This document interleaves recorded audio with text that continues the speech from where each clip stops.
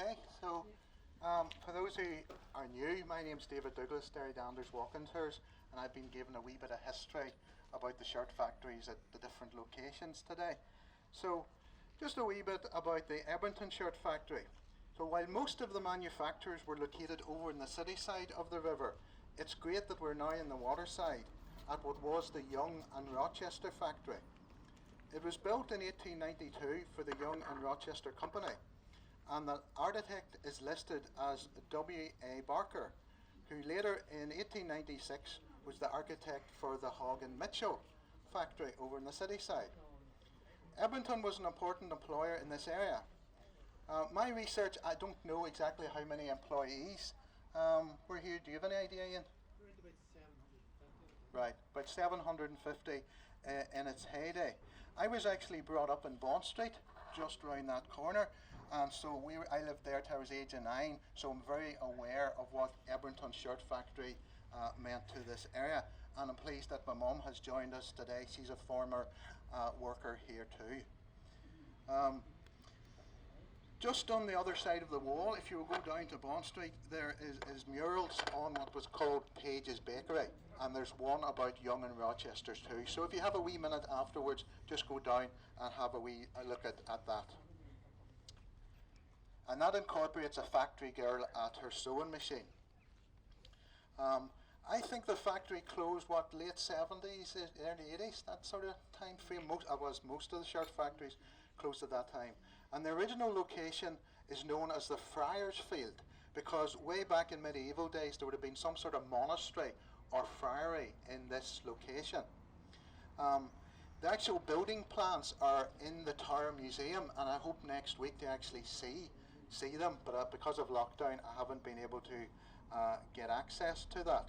And it's great that this factory is still here, and it's got the use as a theatre, and also I think there's boxing clubs, and possibly is it yoga and stuff is done.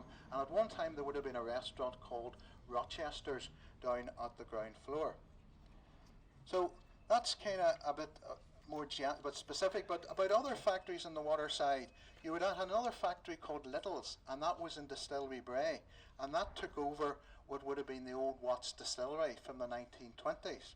And if we're talking about the waterside factories, we have to, of course, mention the Desmond's factory group that started in Claudy, and by the 1970s was the biggest private sector employer on the west of the province, with maybe over 3,000 people and 11 factories.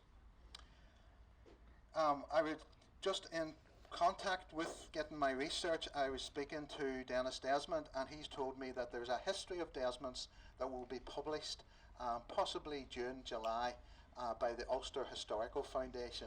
So if you're interested in reading a bit more about that, that might be something to buy. So in my first talk at Welsh Markeston, I told you about the importance of the industry, how many people it had employed, how it had originated, and unfortunately now I have to tell you a wee bit about how it had sadly disappeared. The industry ebbed and flowed from the 1850s up until about the 1970s. The employee numbers in factories obviously changed as well, depending on the worldwide depression, other recessions. But at certain times the city did well. During the World Wars and even the Boer War, the factories in the city were involved in making uniforms for the British Army and the Navy. In fact, one of my fellow tour guides, Terry Brown, would actually tell a story that during the American Civil War, the dairy factories were making shirts for both the Confederates and for the Union as well. Now, I've never read that anywhere else, but I'm sure Terry's right. So from the 60s and 70s, obviously there was the decline, and that was really due with cheap imports and the cost of labour from the Far East. We're now at the point where in the city there are probably only about 100 people still involved in that particular shirt factory industry. Certain niche manufacturers, and there's also O'Neill's have something linked in with their Dairy Girls line. Obviously O'Neill's are a big employer in Strabane, but they have some of the smaller premises here as well. And also the successors to the shirt factory industry in Shipkey Street, you have the Fashion and Design Centre, which acts as an incubation and training centre for people wanting to get in that industry.